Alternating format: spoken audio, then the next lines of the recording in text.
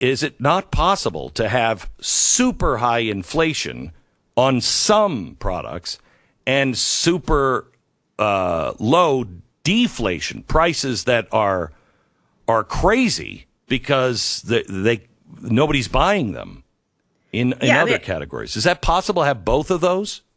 Yeah, I think that the best analogy for that would be, kind of the 70s and something that looks like stagflation, where the economy stagnates, and it's stagnating, like you said, because all of the money is being sucked up in a couple of categories, and there really isn't a lot to go around in other places. There's not a lot of investments being made and whatnot, but we still end up having high inflation, and we are certainly, a lot of people feel like we are in that sort of stagflation, arena right now, and it can continue on the trajectory. But you have to remember, in terms of deflation, I mean, that's what the Federal Reserve is trying to do. They are actively trying to deflate, not just the bubbles and assets, but they're trying to deflate spending to cool off the economy. That's why they're shedding their balance sheet. That is why they are raising their interest rates. It is meant to cool off demand.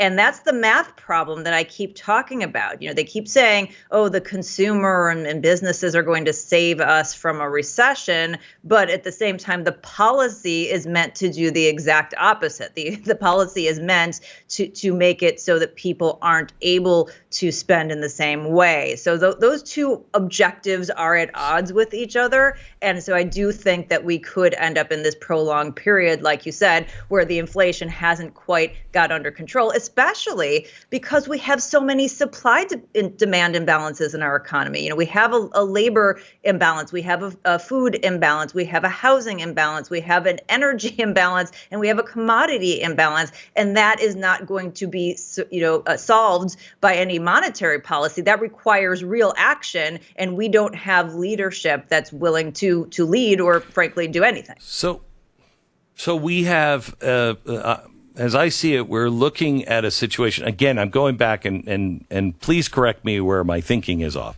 but I'm going back to the Great Depression. So people were afraid. They held on to their money.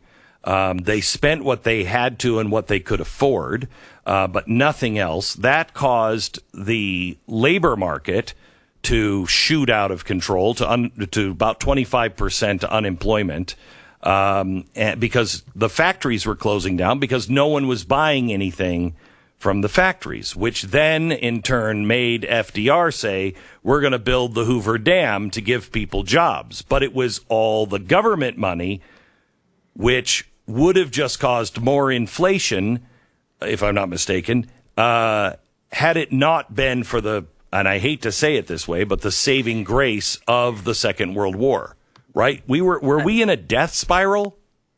I mean, the war was definitely a different kind of reset. And I think that, a lot of the logic that you're talking about makes sense. Your consumer sentiment is really important, and it becomes a self-fulfilling prophecy. If people don't feel confident, they don't go out and spend. If they're worried about their inflation and being able to feed their family and get to work, they aren't going to spend. I think there are a couple of things that we have that are different, and it's not necessarily better for the average American. So I just want to be clear that I'm on your side, and I'm not saying that it's better. But because of this huge supply-demand imbalance in the labor market, we have 2 jobs available for every person looking. The likelihood is that probably contracts to be, a better match than having massive unemployment just because, that scenario is going on. And we also have a whole slew of Americans who are doing, have done very well. They've been the beneficiaries of this giant wealth transfer from Main Street to Wall Street. So I think we're going to have, a lot of, different outcomes, that inequality that's been driven by government policy. And that's never a good thing because of, the social unrest that comes with it, and rightfully so. Because these policies have really put the middle class, the working class, and in some cases the lower class at risk to the benefit of the people on the inside. And so the numbers on average may not show how dire the situation is. And so they're going to be able to spin and say, oh, everything's great and the consumer's doing well when people are really struggling. And, that's where we're going to continue to just be furious and, demand something be done about that. Carol, thank you so much for everything that you do. She's just issued a new paper, a new piece for The Blaze. What the heck is going on with Bitcoin? And you can find that at theblaze.com. Theblaze.com, What is Going On with Bitcoin by Carol Roth. Thanks, Carol. God bless. Thank you.